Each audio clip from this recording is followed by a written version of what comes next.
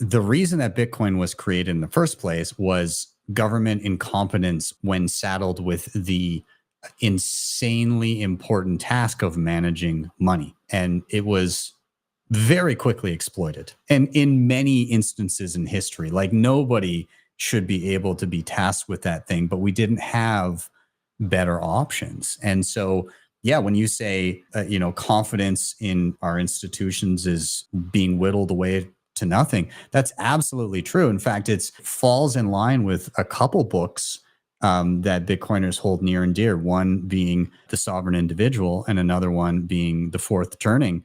Like those books are basically so prescient in pointing out kind of the cycles that govern our lives and kind of the ebb and flow of like the victories and the defeats of humanity, but also the implication of kind of where we're at in a digital world and how humanity is reacting to it. And so The Sovereign Individual was written in 96, and it talked about the implications of a digital world where we can communicate seamlessly worldwide, but also potentially be free to move wherever we want and go to jurisdictions that treat us the best, and be able to, the missing piece of the puzzle at the time that they stated was the money, the mechanism to communicate value.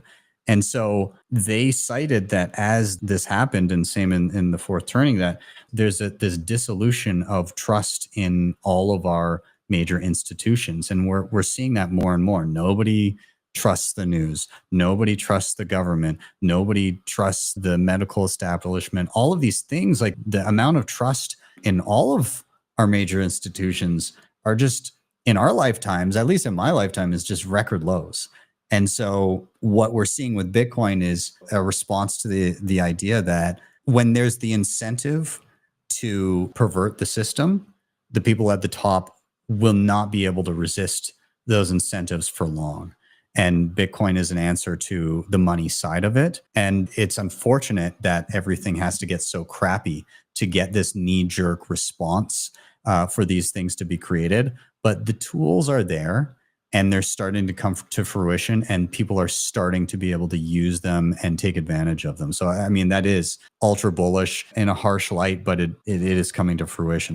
Today's Bullish Bit was brought to you by Bitcoin Well. I love how they make buying Bitcoin simple while keeping self-custody a priority. You can sign up today by scanning the QR code on the screen or clicking the link in the show notes.